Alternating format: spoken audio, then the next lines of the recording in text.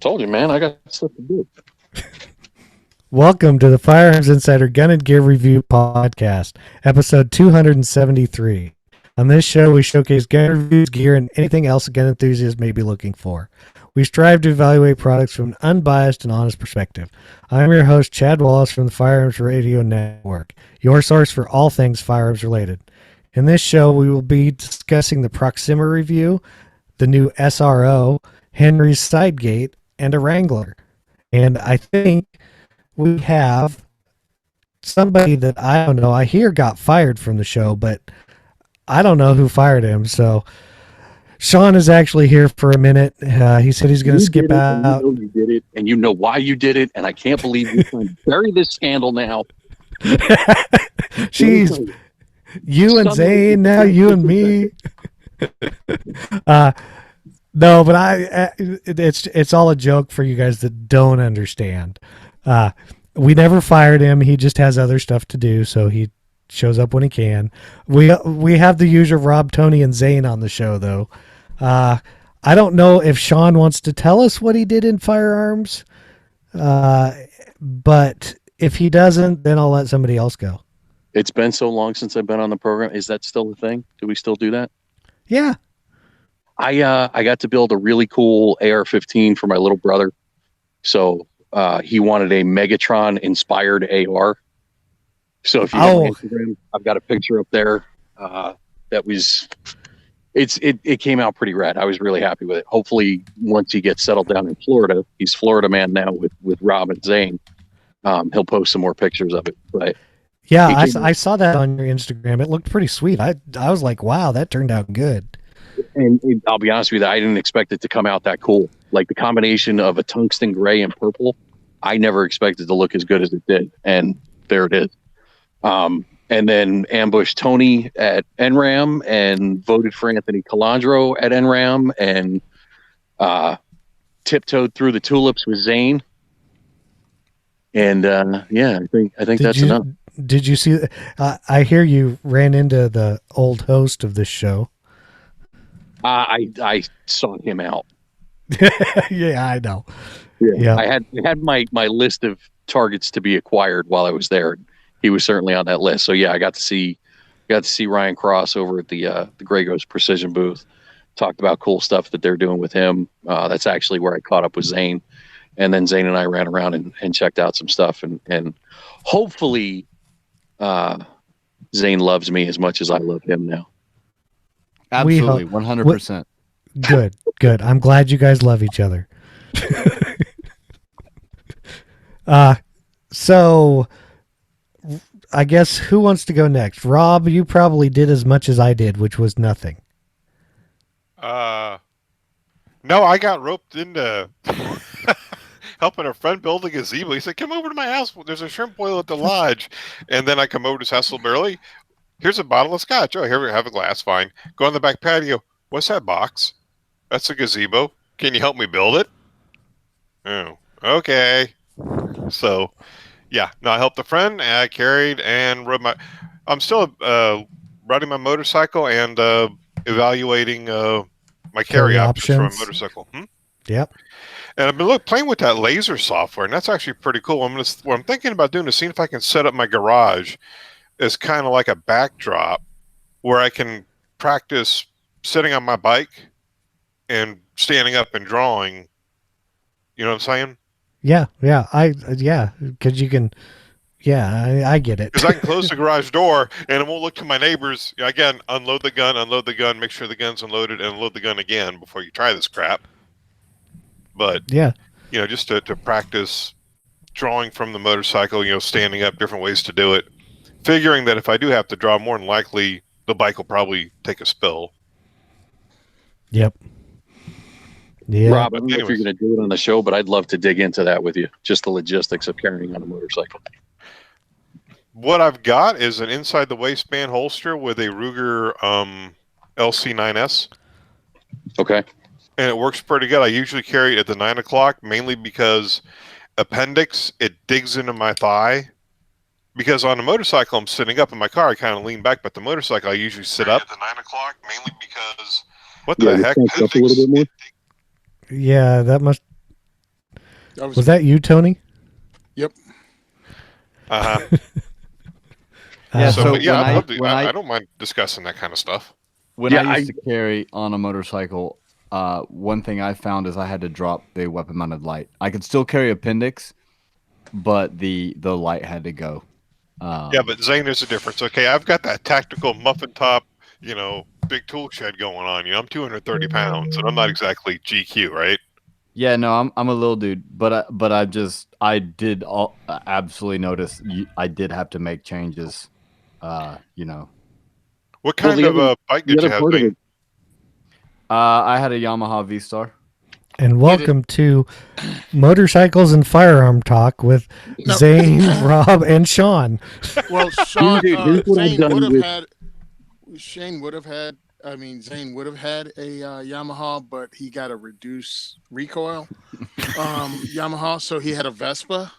You know how many random reduced recoil loads I got from people I know who the F they were? Oh, that's hilarious. You are welcome. Well, that's okay. Just so you know, I've got a heritage Softail. So Shane, as if Zane and I had one tryst at NRA, and now there's a love child named Shane. Oh, you were so in love with each other. Yeah, I heard Tony. Yeah, like Benifer. Like Yeah. Benifer. Yeah, it's Shane. It's Shane. They're rocking around, skipping through the booth. It's the both of us. Tony's a little jealous. Yeah, he's just mad. Well, that's because we couldn't find him Saturday because he was doing whatever Tony does, or not? Was it? Yeah, it was Saturday. Oh my goodness gracious! Okay, Zane, Rob went. Tony, Zane, who wants to go with what they did, which is kind of the same stuff. I was gonna say me and Tony pretty much did the same thing. We went to NRAM, and saw a bunch of cool things and went to all the parties. I went to all the parties. Tony went to most of the parties. Yeah, it's a good time. Yeah. I did. Go ahead. I got there Wednesday, so I started my Thursday already at NRA. Going to dinners, meeting people, networking, talking to different companies. It was a lot of fun. Got interviewed a couple of times by Shooting USA. I got interviewed and also got interviewed by Cam Edwards for NRA television. So that was fun and interesting, and I met some cool people. Went to a seminar, passed out in a seminar, woke up in a seminar, and went back on the floor. So, and we talked about Chad not being there with Ryan. Yeah, yep. Well, it's just not worth it. I mean, Ryan had a paid trip there. It was cheap for Zane to get there. Tony drove. I just wasn't up for any of those. But when we go to SHOT Show, we ask where everybody else is too. So yeah, it was a good time. I went to a couple of seminars. I met a bunch of people. Yeah, people that mostly it was fun to meet the people that I've conversed with over the internet for the last couple of years, but to actually put faces to names and shake hands was that was like the coolest part. Well, you forgot kissing babies. I didn't kiss any babies. Oh, okay. I don't kiss babies. I did. I met a bunch of listeners. That was kind of neat. I did get Endomag sent me one of their 9mm mag inserts for review. I did get that in. It's pretty cool. It goes inside a PMag. I'll give you guys that review in a while. And Velocity Triggers sent me some stuff also. Some more stuff, I should say, because they sent me one of their MPC triggers a while back, year or so ago. So they sent me that stuff. So I guess we'll get into the announcements now since NRA and everything else is done. Or were you done, Zane? Yes, I was. If you were, bandwidth sponsor is Patriot Patch Co. Go check out the patch of the month and new patches for pre-order. The May patch is pretty cool. So go join and so you can get one. You can use our GunTech affiliate link if you want. Go check out gunstreamer.com for videos from all kinds of people. If you're shopping Amazon, please use our affiliate link at firearmsradio.tv/Amazon. And Black Bag Resources. If you want to donate to Tony, hey, I know that guy. Yeah, use the code 2A4E and anything in your cart that you pay for will be donated to Tony. Or everything in your cart with that code will be donated to Tony. So yes, just so you know, don't try to split that. That doesn't work well. Yeah, just so you know, Tony, I got a new grip while I was at NRAM, so there's an A2 coming your way, my friend. He's going to make the Franken grip gun. No, Sean. Hey, Zane? Yeah, go ahead. Zane, did you get the Swamp Fox optic you were looking at? Not yet. I'm thinking. Me and Chad talked about this pre-show, and I want to throw it on the internet, but I still might get it. Okay, don't hurt yourself. Wow. That was some answer. Okay, so no. Yeah, the no is the correct answer right now. Cool. It's not a no. I'm still probably gonna get it. But I'm still gonna try to break it when I get it. Maybe later. Yes. Well, you shouldn't have much trouble with that, right? You're a Marine. I'm sure I can break it. The guy's like, you can't break this. I was like, I I'm can pretty break a sure rock. I can break it. You should have got that in writing. Yeah, right. Hey, Tony, you want to tell them your A2 pistol grip story from NRAM? Yeah, so I happened to be over at Faxon, minding my business, talking to Kurt and the guys. All of a sudden, somebody taps me on the shoulder and does what, Sean? Excuse me, sir. I think you dropped this. And holds out an A2 pistol grip. So I grab it. I'm like, and I look up, and it's this idiot who didn't bother telling me he was coming. So there's Sean and Angelo, and Angelo's filming me, and I have no idea what I said, but I heard it can't be played on regular television. And had it been anybody else besides somebody you knew, you probably would have taken it with grace. Oh, yeah, but him, he got cursed out, and I still took it. Yep. Just so you can throw it at him later. No, it was free. Yeah. Yeah. Okay, Rob, all you. Hold on, before Rob does that, I need you. I need real quick. Does this sound like I'm hanging up? Nice. Go ahead, Rob. I knew he was going to do that. The views and opinions expressed in this podcast are those of the individual co-hosts and do not reflect the official policy or position of the Firearms Radio Network and or their employers. Viewer discretion is advised. This is especially true on live shows. And now for a review on a knife, here's Chad. Hey, you're doing pretty good, Rob. Yeah, you pay me good, you know. You get what you pay for, okay? And you haven't been fired yet. You want to see me get fired?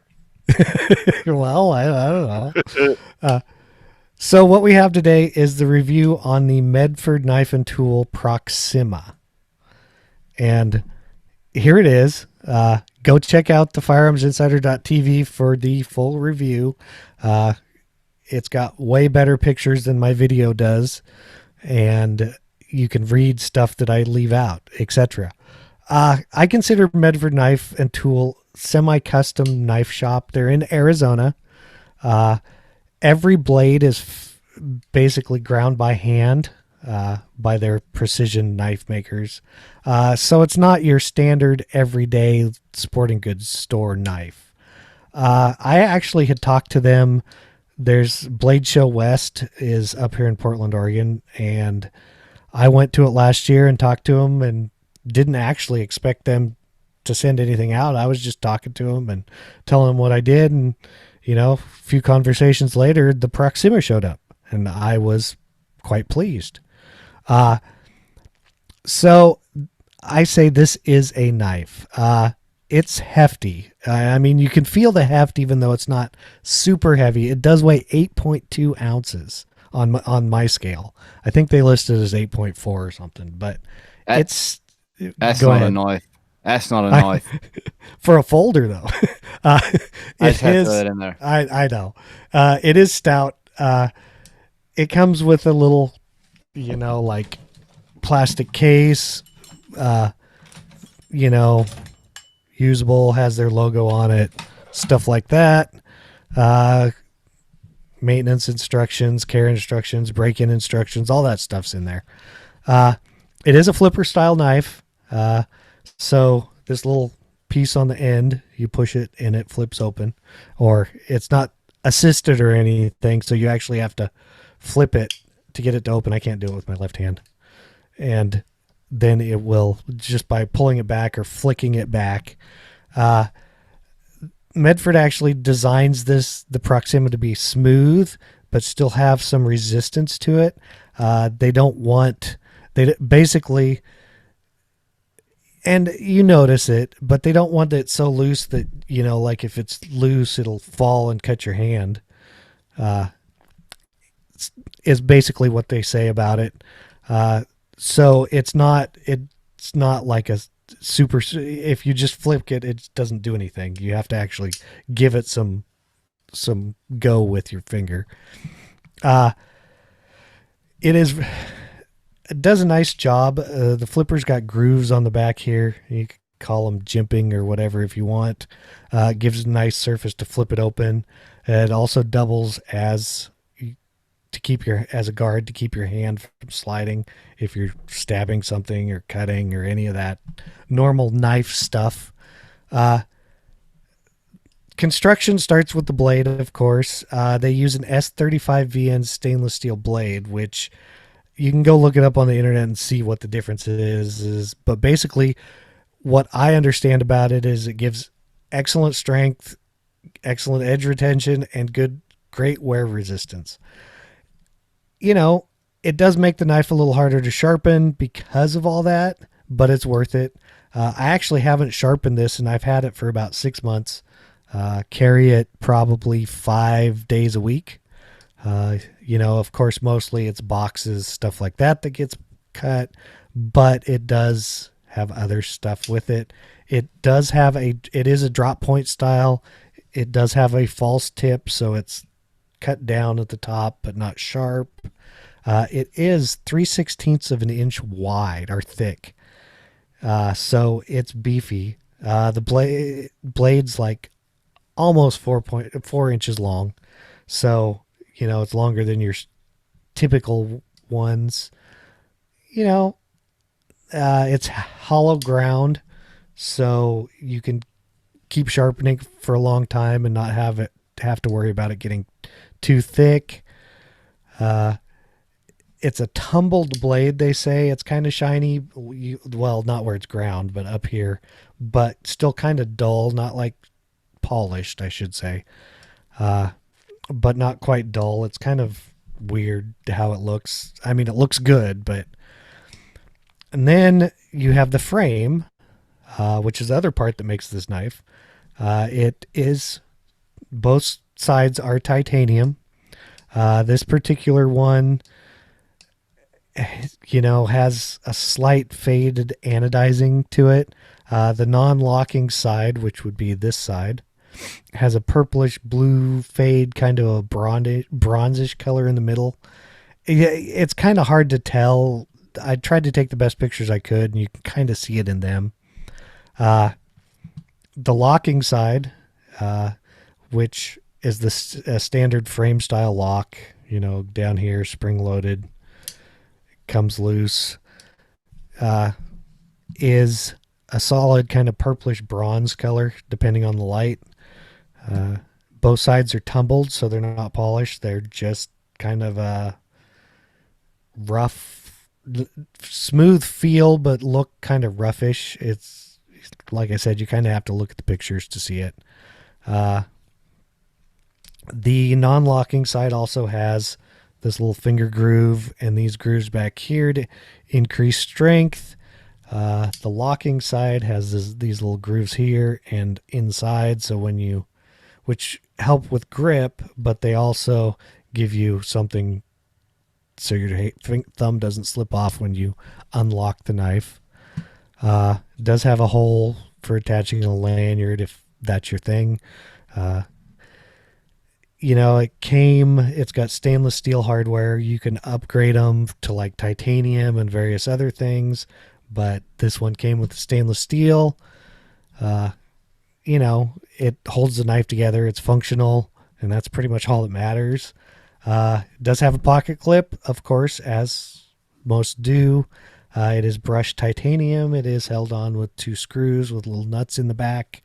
It's probably the stiffest clip I've ever used on a pocket knife, but it is probably the best clip I've ever used. Also, the tension is just great, and I liked it. One of the few flaws I found with this knife is that is the only position you can have the clip. So, if you're left-handed, you're kind of have to do weird things with it. I don't really. It's made for tip-up carry. I'm like tip-up carry. It's the not having it on the option for the other side is the only thing that bothered me with it. The clip screws did come loose after about a month of use. I just put some, medium strength thread locker on it and literally have had no problem since then. I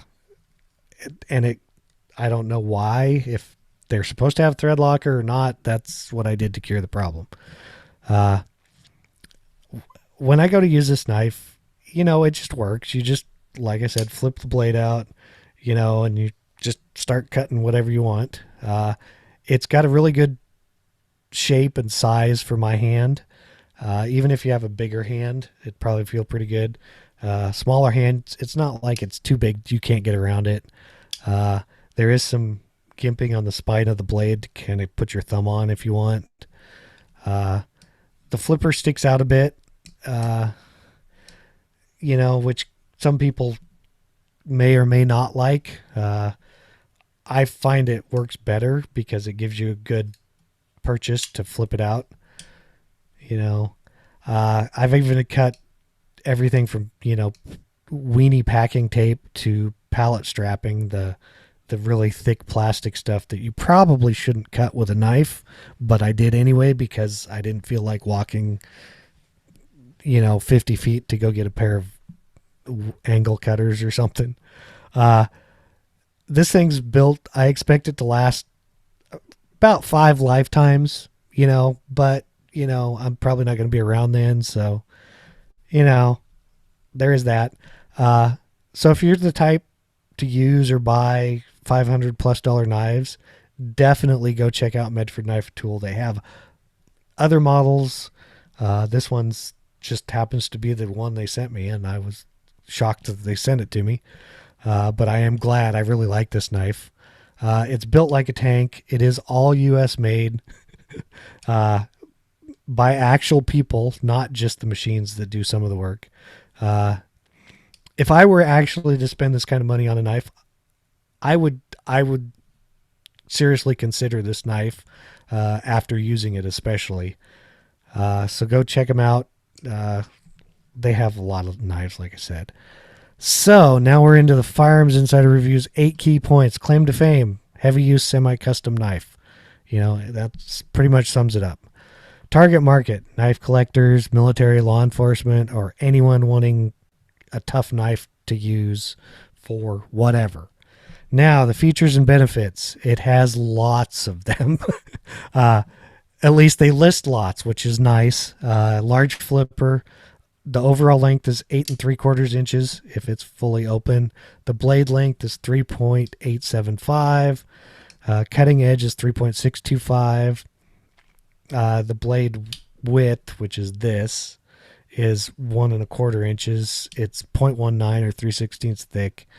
We already went over the blade steel. The handle length is 4.875 inches, and it is also 1 1/4 inches. Depth, width, whatever you want to call it. The handle total is 0.62 inches wide. It is titanium handles.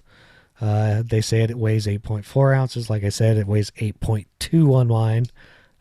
It also has this thumb groove, I call it, for opening it with your thumb. Instead of the flipper, you can open it like you would a normal thumb knife. It has the titanium pocket clip. It is individual serial numbered up here and on the blade. It's got the lanyard slot, frame lock, false tip, and it is 100% made in the USA. Other options, go look for yourself. There's lots of them. Couldn't really find what others were saying, but I did put a link in the review to another review by Texas Knives on YouTube. The price point, MSRP on this is $575 in this configuration, and it can go up from there. Retail price is basically the same price. If you can find them, like Blade Headquarters is where I have a link to. So if you need it now, go to Medford Knife and Tool. Our rating, the pros, 100% made in the USA, which is pretty cool for this type of thing. It's super smooth function. I really like the flipper. The false tip is nice. I like what the material it's made out of. That's stainless and the titanium. It's got a large, useful blade. It's got good ergonomics. And there is zero movement anywhere when you open this thing and it's locked open. The cons is the price, and that's only for some people. The pocket clip did come loose on me, and so I had to fix that. And you can only get the pocket clip in one location. Besides that, I gave it a score of 8.5, which is great. And that is the review. Any questions for you guys? I was looking at it because I got the Kudo knife, right? Right. And it has the flipper, it's got the pocket clip, it's got all that. But it's made in China, but much like the Medford knife, they put it together, they check it out, and they hand sharpen it. And he does all the last minute things on his knife here, and then he sends it out. Right. So, I mean, that one's, and people go, well, why is it so expensive? Because it's made by the whole thing's craftsmen made in America. the U.S. Yeah. Yeah, so there you go. And it's Yep. just the number of hours it takes someone who knows what they're doing and getting paid American rates. And it's also, let's just go ahead and be honest. People expect to pay a certain amount of money for knives, and if you sold it to them at bargain basement prices, they wouldn't appreciate it on that level of Exactly. a semi-custom knife. Exactly. Good. So that's good words there, That's Tony. the neighborhood. Yeah, that's the neighborhood you expect to pay a custom knife. If you got one for less than that, you look at it going, what's wrong with it? Right. And like you said, you gave a great example. It's like, okay, they don't make it here, even though they assemble it, stuff like that. Right. I think Zane might have been going to say something, but I'm not sure. No, I'm not a knife guy. Okay. Knives, I like knives. They're cool. They cut things. They cut things. Yeah, I knew Zane. That's kind of what I figured with Zane. Okay. If Well, how about that? I'd go in the woods, and within 10 minutes, it would be gone for good. well, and that's yeah, and I don't usually lose knives. Now, of course, my son, that's a different story. But something like this is going to last me a lifetime, and then one of my kids, it'll still be good, useful knife for them, or probably even longer down the line than that. So which one are you going to give it to? I'm going to make them fight over it. Nice. Dude, Before you die, right? So what can you see do the is you carnage, put right? the knife in the middle of the room and have them stand on each corners and be like, hey, whoever's got it at the end of 45 seconds, you win. Yep. then you only have to pay for one college. So, There you go. Hey, you save money to boot. There you go. So I need to do that now yeah. Yeah, no, absolutely. Yeah. and film it for YouTube. Call those kids in here right now. Call them in there. No, we don't want them to disturb the show. Well, we're into the product spotlight and discussion, and since we have everybody here, I added 3 things in here. First up is the Trigicon SRO, and I believe this MSRP is right, but it may be just a little off. $749. Street price is between $500 and $600 from everywhere I was looking. This is their new specialized reflex optic. That's what the SR stands for. It's supposed to be better than their other one. meaning the RMR. No, that's not what it's supposed to be. I know but it does use an RMR mounting platform, and Zane's going to tell us more after I get done with all this other stuff. Oh yeah, I talked to the dude for like 30 minutes about this. Yeah, and so let's see, wider field of view because it's got a larger chunk of glass, which is cool. It does have a top-loading battery tray. Most of the button lockout mode, lock-in mode, which I don't know what is, but Zane might be able to help us. It's waterproof up to 10 feet. It uses the Chad favorite 2032 battery. It's got a 3-year battery life at the setting 4 of 8. Let's see. What size dot is it? I got to get there. I'm on the wrong sheet. Isn't it like a 3.5 or something? You can get a 1, a 2.5, and a 5 MOA dot, depending on which you would like for a pistol, rifle, etc.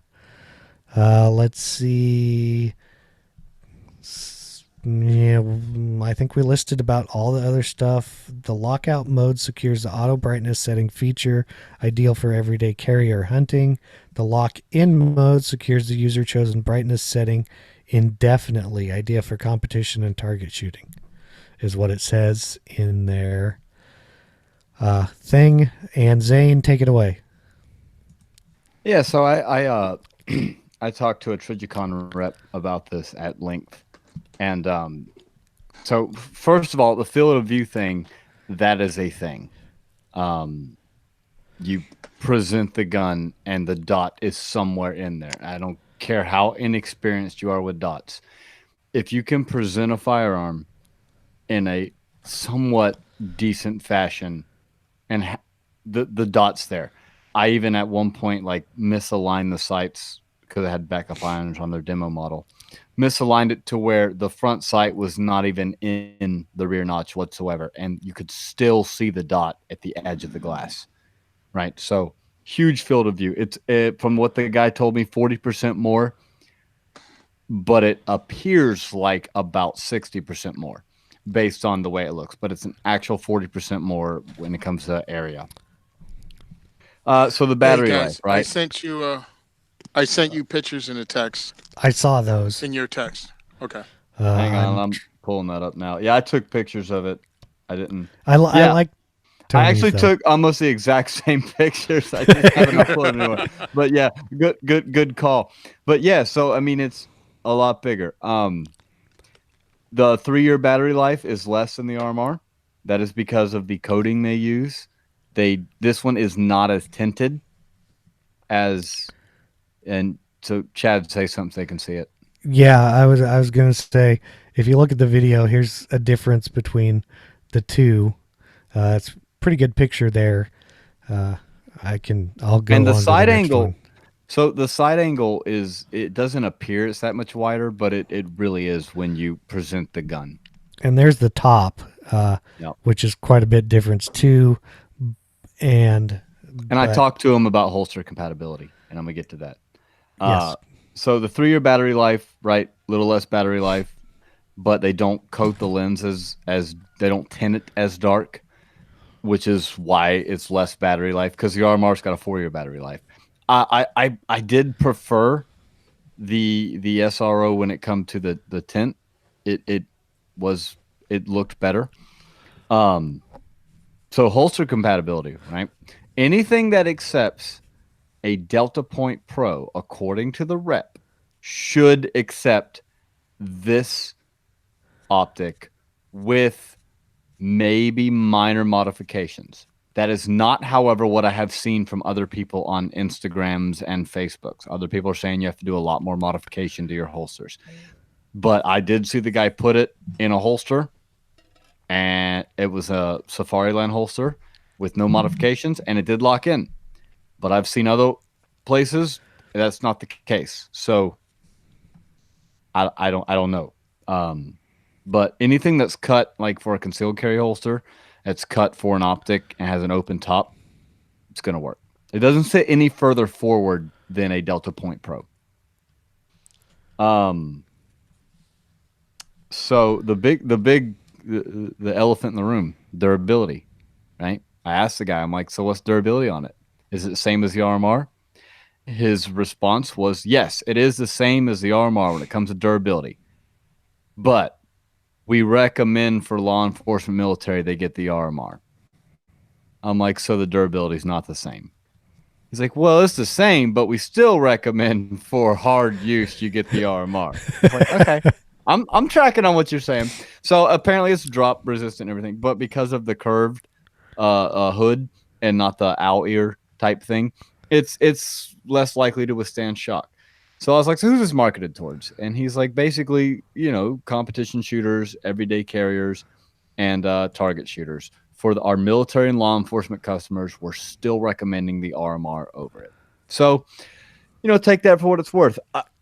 I played with it, and it's freaking awesome for picking up the dot. I mean, huge field of view.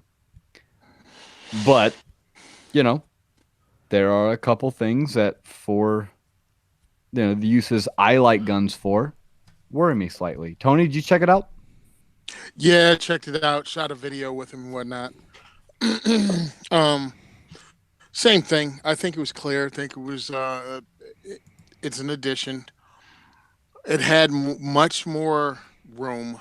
I'm looking at it and going, I really need to find a dot and take a class on a handgun. You know what I mean? I really, this is the thing that's coming. This is the thing everyone's catering to.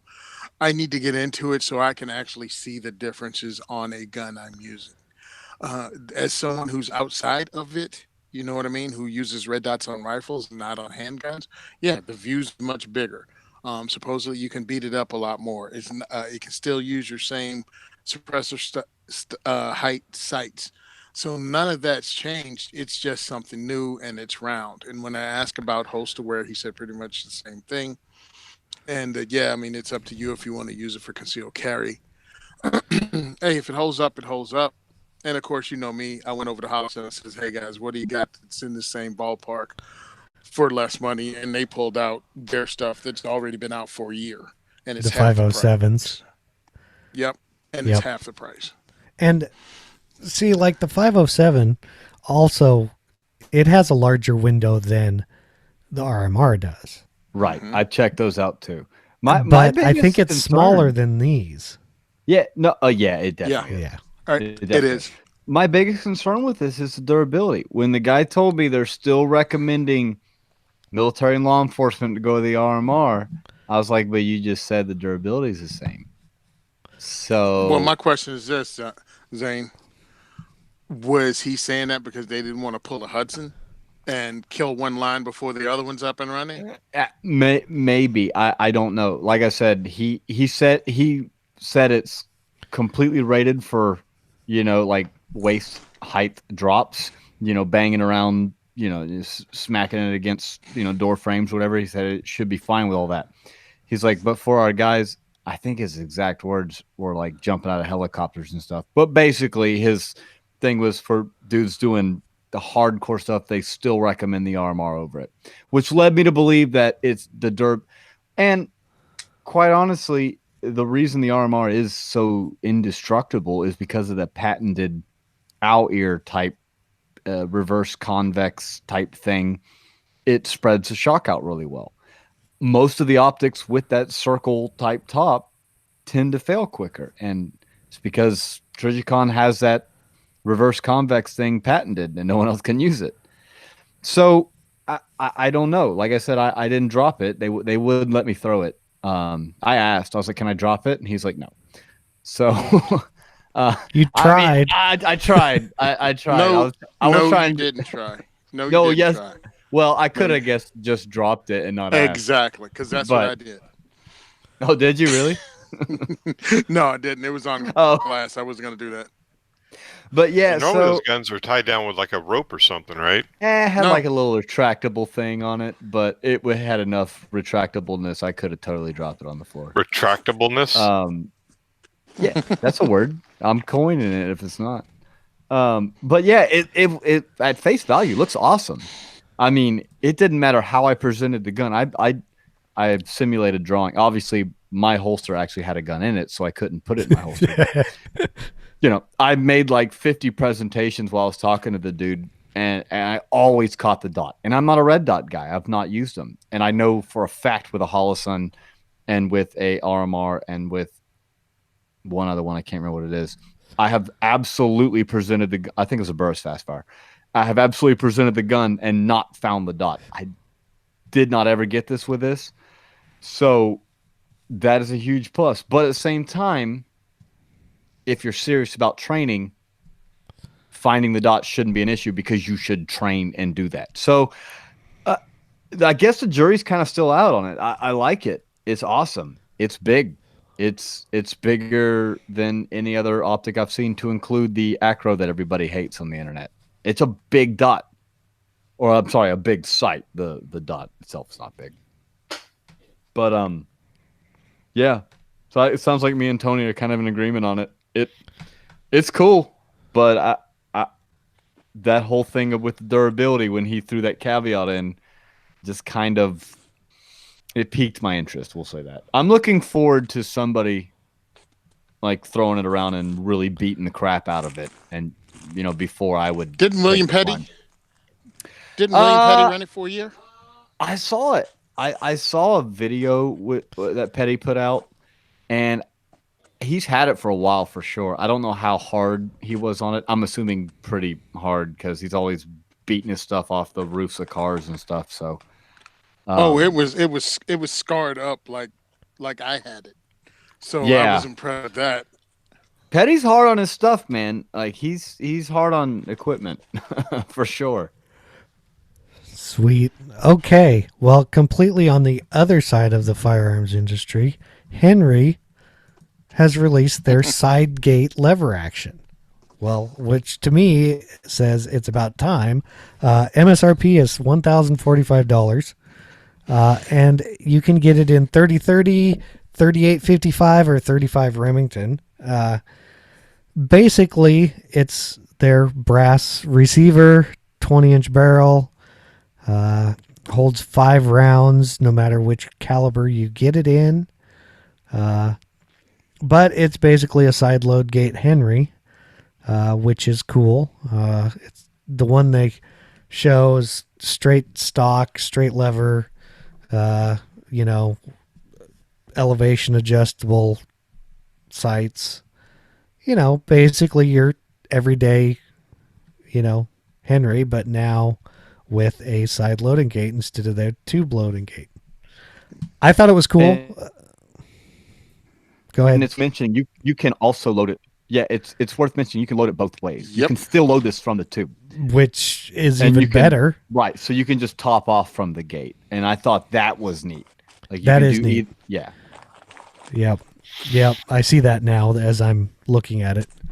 But, I don't know if there's anything really. They said it's got a ivory bead front sight. Let's see. It's a round barrel, not an octagon. That looks like about it. I like old lever guns or new lever guns, but I'm waiting when they bring this out in like pistol calibers, meaning like 45 Colt, 357 Magnum, 44 Magnum, stuff like that. Then I'll be really excited. But it's still cool. I find it funny because I went over and checked it out. I knew it was coming. I'd been talking to the guys for a while, and we were debating calibers and why not just do an all over, overhaul. But then you'd have to shut down lines and do other things. So yeah, it'll come. Or why sabotage your business and make guns unavailable just to come out with one that loads from the gate? So we all know the King's loading gate is a thing. It's gonna win. It's gonna work. People gonna like it. So, I mean, it's just all of how do you get around to releasing it. I like that it can be used as both. That way you can unload your gun without having to cycle everything through it. I think it's pretty cool. And I mean, I have a relationship with Henry, but if I didn't like something, I'd say I didn't like it. So there you go. I think it's going to be awesome, especially when they come out with more calibers. When they switch over to everything having it, it's going to be great. Yeah, Yep. I kind of agree. I checked it out. You know, me not being a lever gun guy at all. I did not check it out until I saw the show notes, and I'm like, well, now I got to go look at this thing. Well, I tried to, I was thinking about it, and I'm like, if I get these out, maybe these guys will look at them. Well, I'm glad you did, because I definitely had no plans on checking this out before. Just because it's not my cup of tea, not because it's a bad product. It's just not my thing. I went and looked at it, shouldered it, and ran the action on it. Nobody at the Henry booth seemed very interested in speaking to me, and so I did not ask them any question. It must have been the beard. They're like, yeah, that guy's a hippie or a millennial or something. I don't know. It's a Henry, right? You were right. Action. Well, there's that. I mean, it's a Henry. Smooth action, looks good, looks well made. I like the fact, like Tony said, you can load it either way. Load it originally or unload it from the tube if you got to top it off. Whatever it. But yeah, I'd be way more interested in this than like pistol calibers or handgun calibers. It was neat, but again, not my cup of tea. So when they finally change over their mare's legs to the King's loading gate, yes, it's going to be really cool. Yes. When you can SBR one of those suckers with a 12-inch blade and 44 Magnum, 44-40, 45 long Colt, dude, you got something, because you got something that can be just a really cool gun to take to the range, and if you want to have a home defense firearm to breathe fire. And so that's my thing. Like I've recently started thinking about this a lot. Especially with what you're doing, Tony. So in states that hate freedom. Mm-hmm. A lever action is not a bad option for home defense because you can run those really fast. Yep. And you can do God's work with a lever action. I mean, they did it for years, so I think a lever action is a better choice than a bolt action for a home defense situation. And unless you're going with a shotgun, I think it's better than a pump action. So I think there is a place for the lever guns outside of what you would, standardly think of them as, the SAS guys, old dudes who want to go shoot deer with them. They are still relevant. Not to me, but, they are. And again, if you can get a gun you can load quickly, I guess, and you're in a state where you can't have an AR-15, well, this might be something to look at. Yeah, it is. And a lot of guys go, why? And this is why. I live in a state like Jersey where prosecutors, some of them want elected positions, and they will use your good home defense shooting to make political hay on your back. That's why I still use a shotgun for my home defense. Not because I don't have ARs, it's because doing what I do with the background I have, the last thing I want is someone saying, look at him, he had an AR-15, he couldn't wait to shoot it because he's a gun nut. I'm like, no, I have a 12 gauge pump with wooden furniture. You can have a lever action. These things are fast. A 357 out of lever action becomes a whole different animal than a 357 out of a 4-inch barrel. And now with these calibers, 30-30, 35 Remington, dude, you can light up a room with this stuff. And you burn it. Get better.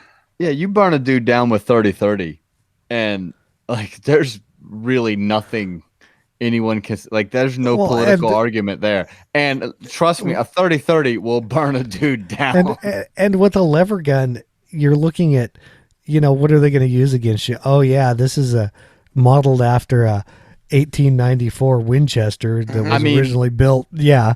Technically it is modeled after a weapon of war. Well, so yeah, but there is that. But so is every firearm in entire existence was modeled after a weapon of war, or is a weapon of war. I'm going to go out on a limb here and go completely off base. Did you guys see the picture of that Barrett with that little girl?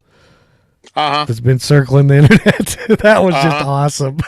Yeah, yeah. I walked past that monster. It was huge. Yeah, but I definitely played with it. The Barrett. The yeah. Barrett. Not the little girl. Thank God. Not the little girl. The Barrett. Oh boy. Yeah. Okay. So I guess we all like the Henry, even people that don't even want to Henry. Next up is something that Zane might like and maybe looked at. I don't know. But Ruger, a little bit before NRA, I think, introduced their new Wrangler line of 22 single action pistols. And, I understand why they kind of did this. You can get it in 3 models. They're all Cerakoted. They're 6 rounds of 22 long rifle. You can get bronze, silver, or black. It's got a blade front sight, notch rear, like your standard old Colt Army or whatever it is. Cold hammer forged barrel. Synthetic grips, but they're on the single 6 platform. So if you don't like them, you can buy other ones, which is kind of cool. The barrel is 4.62 inches long. They're an aluminum alloy frame and cylinder, it looks like. So it's probably got steel inserts. Overall length is 10 1/4. It weighs 30 ounces. All the stuff. Suggested retail MSRP is $249. And knowing Ruger, you'll be able to. Basically, they're introducing single action 22s at a price with like some of the other inexpensive ones that are available. If you like single action guns, this is cool. If you want to teach people how to shoot a pistol, sometimes these can be a joy, since they don't have a safety, but in order to fire them, you have to cock the hammer back and then shoot them. Loading them can be kind of weird. The first pistol I ever shot was a Ruger Bearcat, and it's the smaller version, the even smaller version than the Wrangler. But hey, it introduced me to pistols and revolvers, so it was good for that. These are way less expensive, so hey, if you like 22 revolvers, great. Yeah, I wasn't impressed. Did you go look at it? I did. I went, looked at it, handled it, and talked Finish. to the rep. Yeah, talked to the rep for a minute. Yeah. I just wasn't impressed. The Cerakote, I like Cerakote on most things, but it doesn't look right on a single action revolver. It's those are supposed to be blued or stainless. Like it didn't look right. It looked cheap. I'm sure it's not, but it looked like someone spray painted it. And that's just because single action revolvers aren't supposed to look like that. Right. I get you there, because they're supposed to be a deep blue or a stainless or a nickel plated, if nothing else. Right. And it looked like a toy. It felt like a toy with the grips. The trigger was fine on it. I'm sure it's a fine gun. And for the price, if you're looking for a single shot 22 to introduce to, or just even for yourself to play with, I'm sure it's fine. But I was just not impressed with it. And again, I'm not a 22 guy, so what do I know? I'm just some idiot on the internet. Well, but I didn't. But I'm glad you went and looked at it, because at least you have more to put into it. And to be fair, I went and looked after I saw the show notes. It was not on my list of things to go see. But I wanted to go get hands on and again, it's a single action 22. It's not any different. Right. It's just I came in. It didn't go. I'm go, a 22 Tony. dude. Go. I'm a 22 dude. I came over. I checked it out because it's competition. It's pretty much heritage brand of 22s. I mean that's the ballpark. We're not talking about the Smith & Wesson 22s that are like $700 22 revolvers. This is something else. It did look cheap. It wasn't, but at first glance, when you're looking at Cerakoted, you know what I mean, single action, it's just like, oh man, it should not look like this. It really shouldn't. But grabbing it and I'm looking at it and I'm thinking, the single sixes were kit guns. They were ones you throw into your tackle box. They were truck guns. That were the gun you just put in your waistband. So yeah, Cerakote is the modern way to do that without scratching it all up. The sights are actually better than the old school sights. They actually have a notch cut out that's squared off, so it gives you a really good sight I can picture. say the sights were not terrible on them. I hmm did like the sights. It gave you a real modern sight picture. The trigger, a couple of things. One, it needs to be worked on. Two, can they put those darn rubber plastic tags somewhere else for the shows? I'm trying to get a trigger, figure out how the trigger pulls, and you have to move Yes. the little NRA plastic bread wrapper crap out of the way as I'm trying to work this trigger so I can Yes. give you guys some idea how it feels. And that's not a knock on Ruger. That was yes. Yeah, hmm NRA put the tags somewhere else. Well, I think That they're was required to do that. they could have put They them somewhere are, else.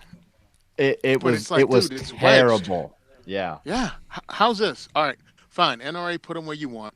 Hey, guys at the booth, pull it to the front of the trigger guard so I can check the trigger.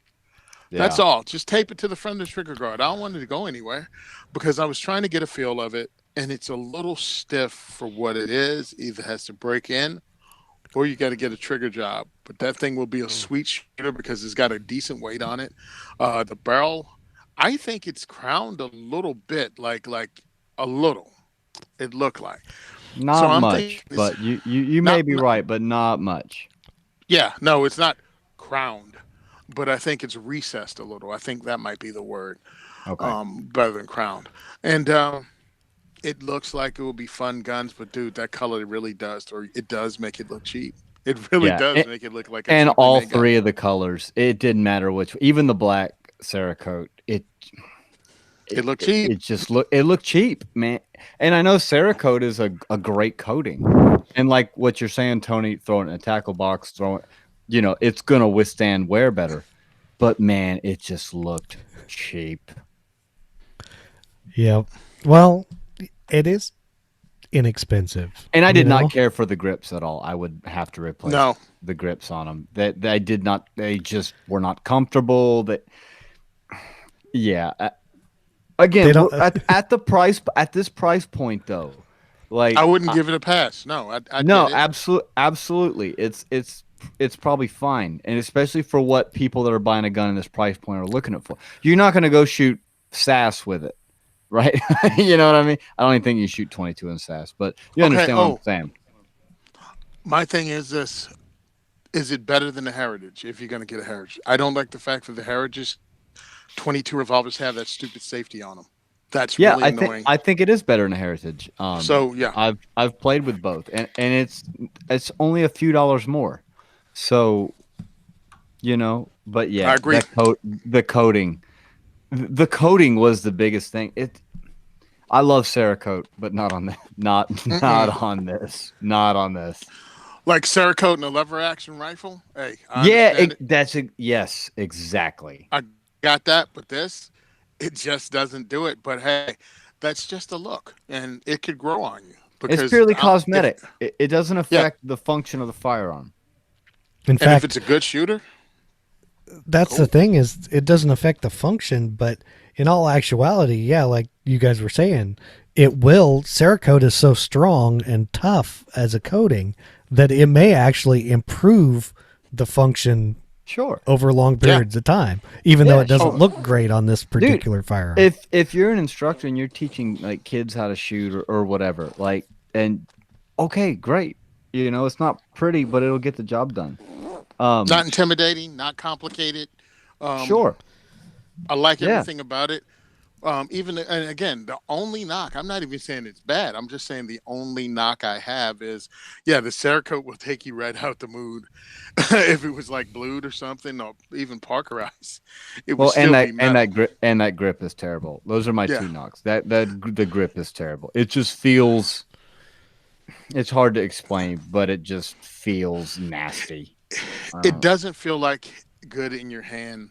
Like No. if, because I have the black powder 1858. You can pick it up and it just feels like, okay, this is where this goes. Or when you pick up a Colt Peacemaker, yeah, I understand this. that thing, it felt weird. And I mean, I was kind of putting it down to that plastic bread wrapper NRA thing in the way too. It was constantly in the way.